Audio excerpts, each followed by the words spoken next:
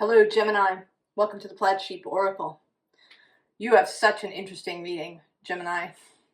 It's coming right out of the Mercury in the heart of the sun reading. Mercury is your guiding planet. We begin with the reflector. And this is what the reading is all about. I mean, you can see, right, that the spread looks different than usual. There's only 2 cards in each row. All of these cards are oracle decks rather than tarot. It's kind of it's not exactly a before and after. It's a choice point. I mean, it may be a before and an after, but it's also about a choice point.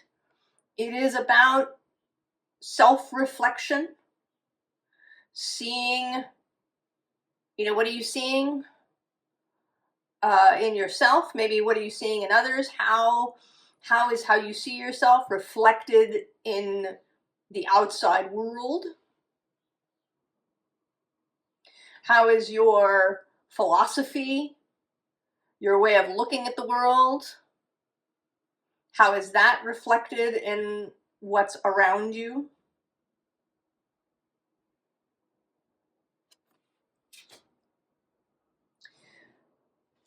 And here's the Magician, Mercury.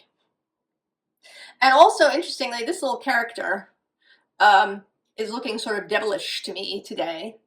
And the Taurus reading that I just did involved the devil strongly. The devil in kind of a new view of the devil, and how the devil acts on the world and how one can join up with the devil.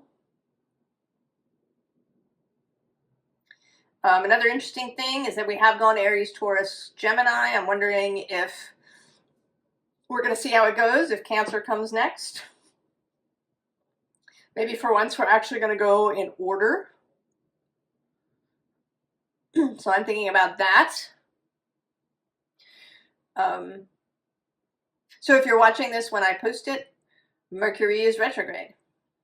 He stations direct at about 26 degrees of Pisces on April 7th. And he does this only minutes, 6 minutes after the exact conjunction of retrograde Venus and Saturn.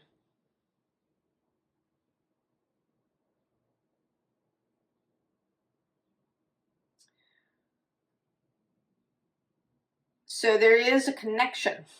I mean, there are always connections. Below the Magician is another very sort of Gemini, although I kind of feel like it's, or Mercury sign, but I feel it's sort of more Virgo-ish, of the inventor, right? Da Vinci here.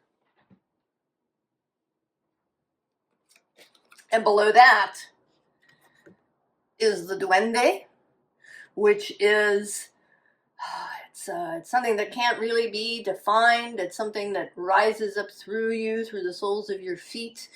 It's passion, it's connection to source. It's like the spark, the fire. It's associated most with flamenco, right? With a dancer kind of reaching this ecstatic place is the Duende. And then below that, I'm just seeing now, is the Illuminator.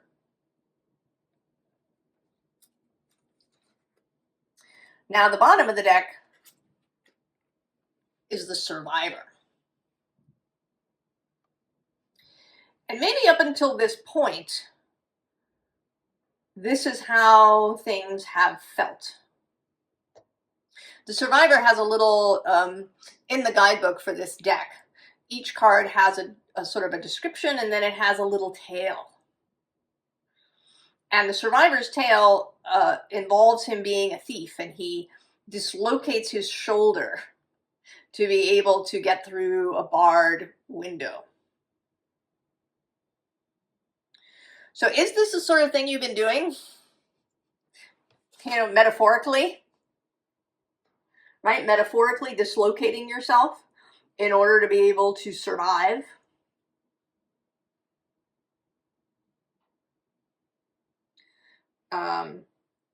Is this, you know, I sort of feel as if, I don't know, all the signs are for everyone at this moment, especially. I mean, I kind of feel that way all the time, but especially in this moment. That every sign has a lesson, a story, a vision, an aspect of all of us. And with Jupiter moving through Gemini, a whole re-examination of personal philosophy. How do you see these things? I mean, various things related to this have been popping into my experience. I was reading about somebody's memoir where he, you know, discusses all the kind of, you know, both the really good things as well as, you know, the kind of what we might think of as bad things, you know, drug addiction, adultery, these kinds of things that appeared in his life. But the core of it is that he doesn't blame anybody else for these things. He has a real philosophy of personal responsibility. That is his, right? That's kind of his core. And so he, you know, he takes it upon himself to change his life. He makes choices.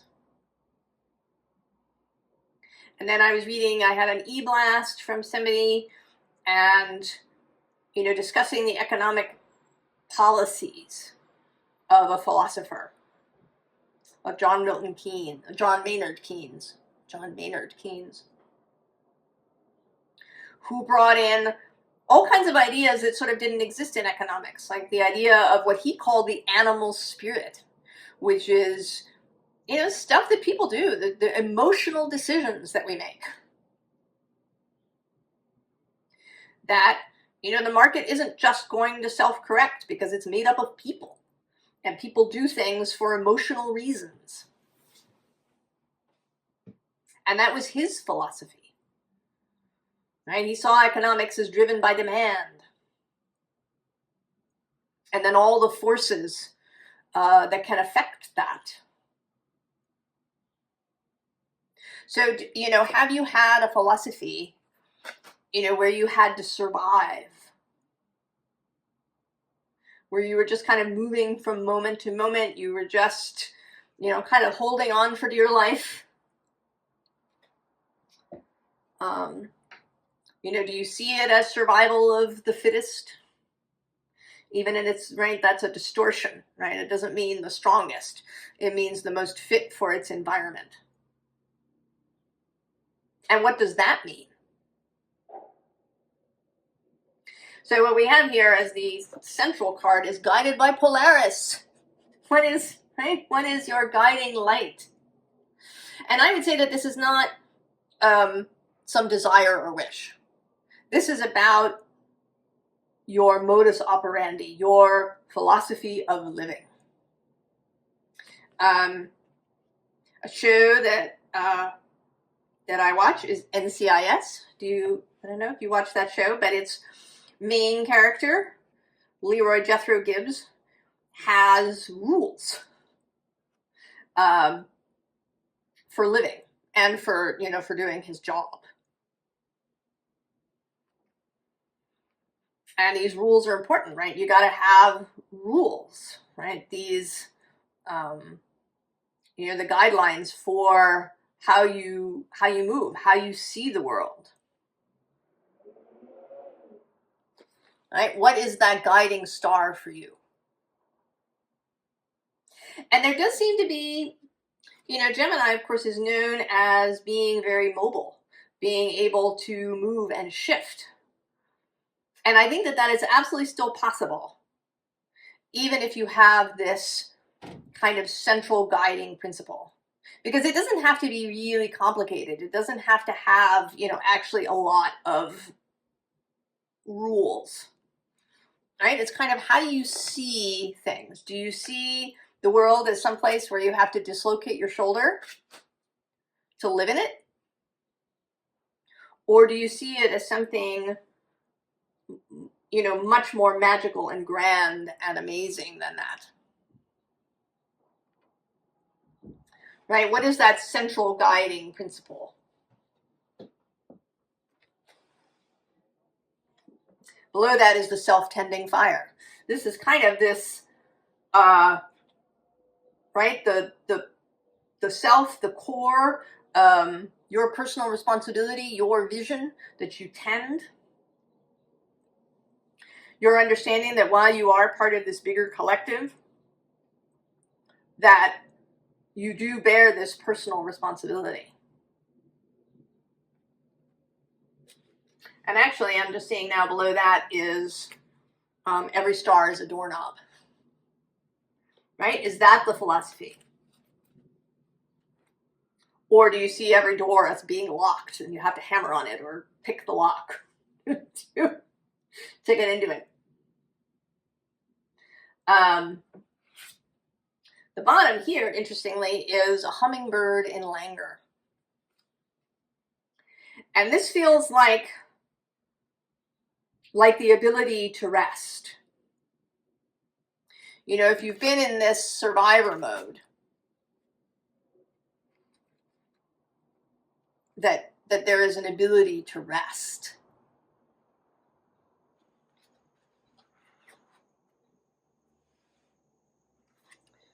So, the Juniper Caduceus. Now these cards have stories that go with them, but they're sort of coming through differently. You know, it's interesting, right? Because Mercury is associated with the Caduceus. But that these, right, that there's these snakes are wrapped around this tree.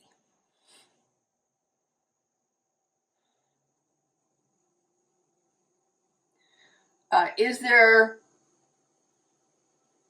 right, do they see themselves as free? Or do they see themselves as kind of locked in place?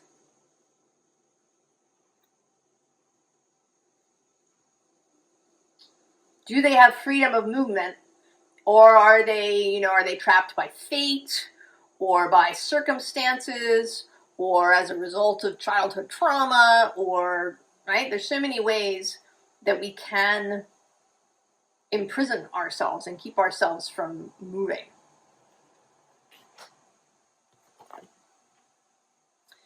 But then we have the calving glacier. Stepping off. Leaving, right? Leaving the crowd, maybe leaving the previous philosophy that felt so big. You know, everybody around you believes this about life. You know, fundamentally, right? Like at its core. You know, maybe they believe that life is chaos and there's nothing you can really do about it. You're just sort of doing your best to stay afloat. Or maybe they believe that everything is hard work and efforting and grit. Or maybe they believe that it's all about who you know. Or maybe, you know, they believe in a strict meritocracy.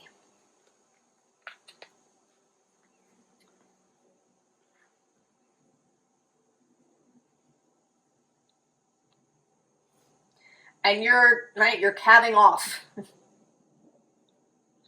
Breaking away.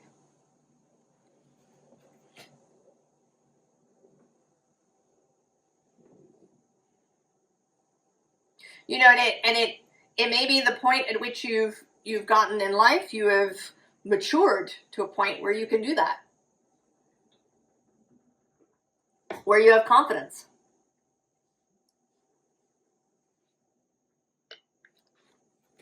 Right? Euphoria, honor yourself. And below it, actually, we have Orenda, which is honor your creative mystical force, the access to the duende.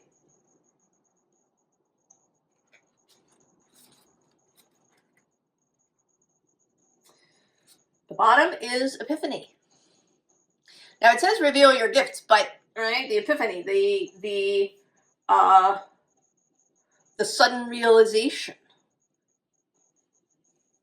the arrival of something, right? The Epiphany in the Christian story is the arrival of the Magi at the newborn baby's location.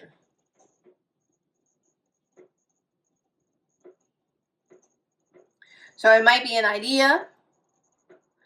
It might be some resource that has arrived. It might be, that you are suddenly being introduced to a philosophy that you had not previously considered.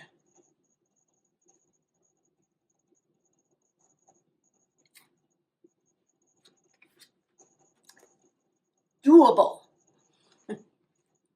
The key is within your grasp. Do you see it that way?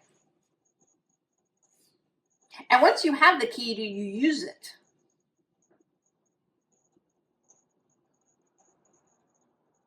Because sometimes we can have the key, find the key, but we don't use it. We kind of, right? The key to all of these doors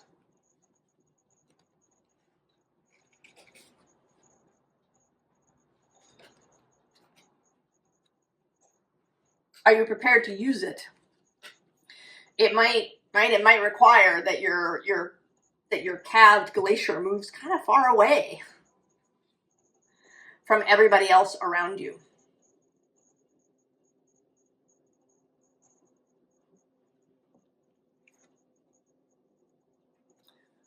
You're going to become a loving mirror. So there, right, this mirror reflector energy. And here with, right, both with yourself, with others, with situations around you. This is not a call to judgment of others, in a kind of judgy way. Right? We make judgments, we choose. We judge that something is for us or not for us. We judge whether we think something is right or wrong. But, right, that can, right, like being judgy.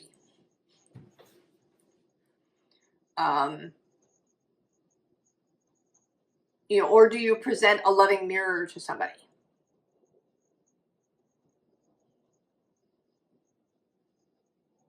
And to yourself. Right, there is a whole thing, right? We are moving through Aries. We're in this Aries energy. There's major Aries.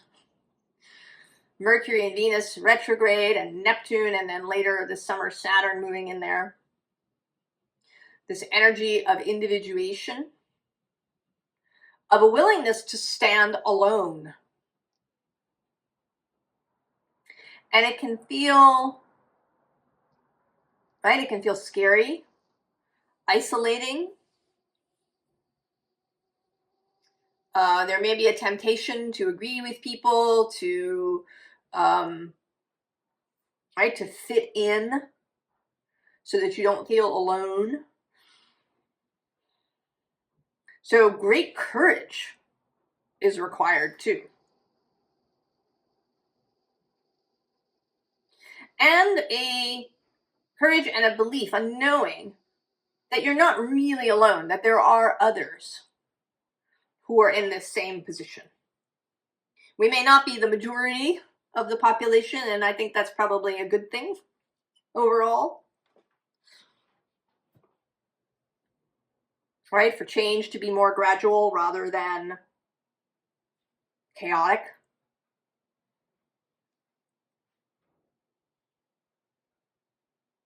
But that right, there are others. but that there may be a period of time or times when you have to have the courage to stand alone.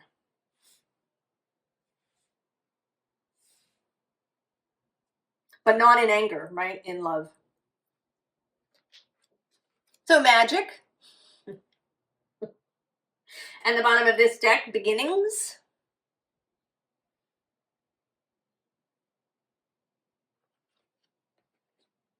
Right? We have the Magician. The possibilities of creation, of alchemy, of taking something and turning it into something else. You know, maybe it's the alchemy of the philosophy. Right? Taking all of that stuff that led to this kind of survivor idea and, you know, remixing it to make this new philosophy of living. Electricity, the inspiration, you know, the heart opening that's happening here, right? Mercury met Venus. He's going to meet. Oh, I'm going to pause for a second. Oh, that's interesting. It was a buzzer, not meant for me.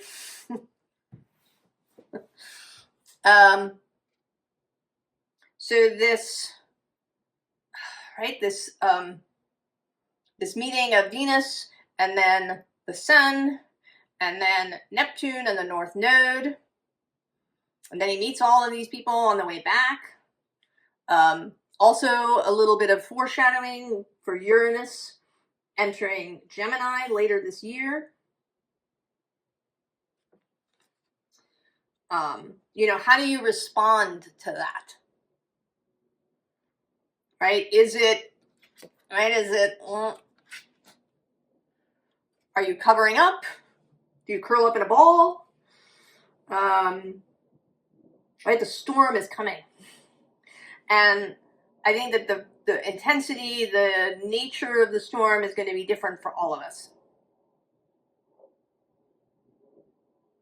But there is some kind of electric storm event. Yeah? Creation. Right? That's the choice, to take the electricity and do magic. To see the incoming energy not as, you know, something painful or difficult or chaotic, but as the possibility for magic, right? This is the combination of Neptune and Saturn. They're going to travel really close together, a lot of the time even less than a degree apart as they move through Aries. And then they're going to meet exactly next February. And those two together are kind of ordered creation. Creation that happens, that unfolds rather than blowing apart. Can you get on board with that?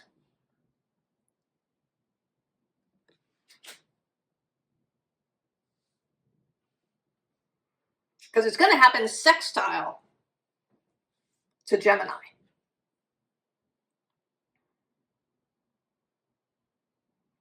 And at some point, Uranus is going to sextile both of those planets as he moves into, right, as he dances back and forth across the Gemini-Taurus border.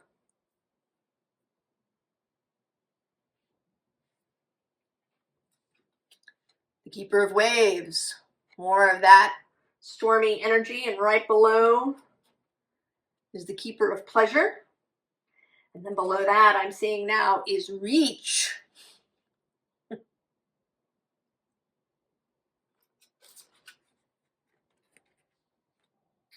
And what's coming into my mind is that scene near the end of The Lord of the Rings, Return of the King.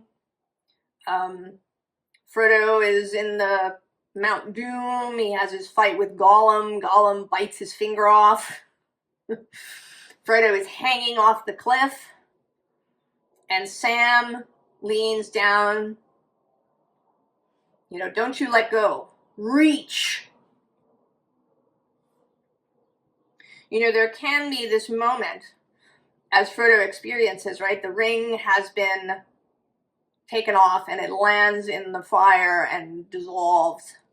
That anchor, that despair, that weight that he's been carrying is removed. And it could be easy for him to just let go. In that moment. But Sam wants him to reach. Right? Right? This is the moment. This is the great moment. This is the moment where everything changes. This is the moment where we can, you know, get out of here and start this new life. Right? We've done it. Right? It's time to reach. The bottom of the deck, imagination. And then both curiosity and permission.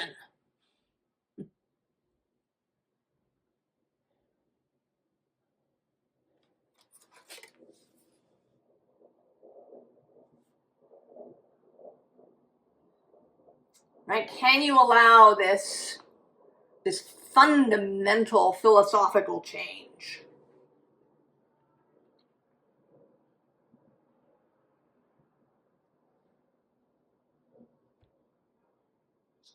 Advice, of course. Change. And this particular change, right? To go along with this 2-2-2-2 thing we've got going here. Below that, victory. Now the bottom of the deck has this 9 of Swords, which says despair. But to me, in this deck, it's actually not about that, right? This glowing face is coming out from behind the darkness. This is, right, this is this moment before bursting out into the light. Right? This is Frodo hanging from the cliff. Just, right, as he decides to reach and grab for Sam's hand. Choosing life.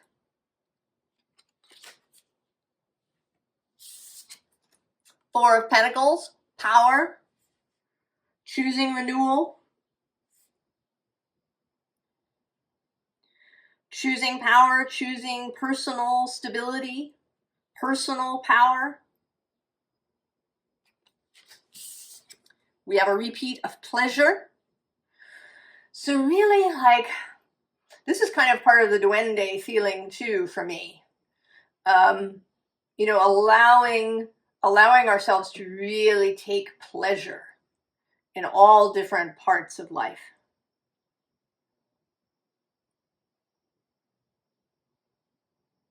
I think we don't sometimes. I mean, we may enjoy some things, you know, but to really bask, savor, take pleasure in something.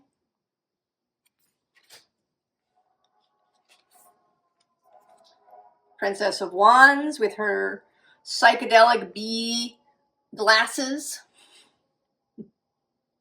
The new vision, the new inspiration.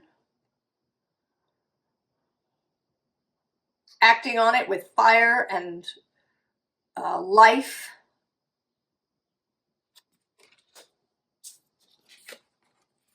And then the Knight of Cups. Love, romance, pleasure, vision. He feels very Neptunian to me in this deck, right? He has a magician vibe. He's gazing into this cup. You know, maybe he's divining, or maybe he's brewing a potion. Or he's an alchemist. Mercury in Pisces. All right, so passing through Aries, entering Pisces. And then he's going to turn around and come back. So we're going to see where your readings go from here.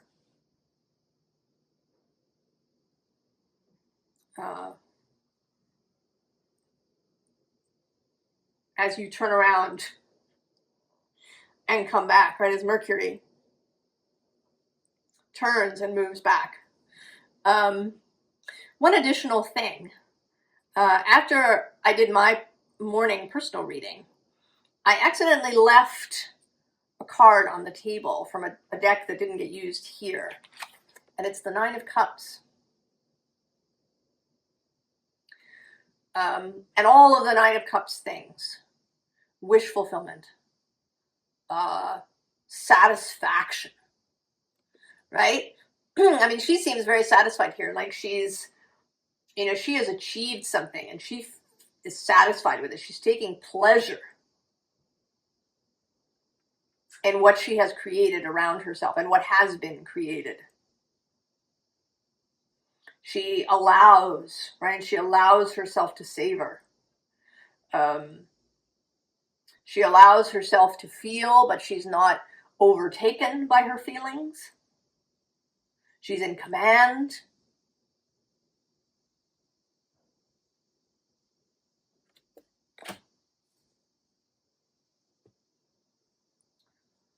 All the possibilities, Gemini.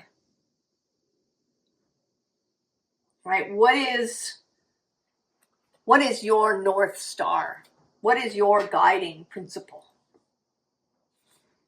for what life is about for you?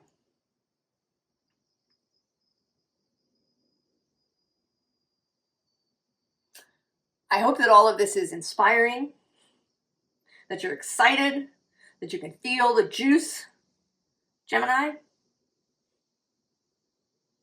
And I wish you all the very, very best. And I will see you next time. So long.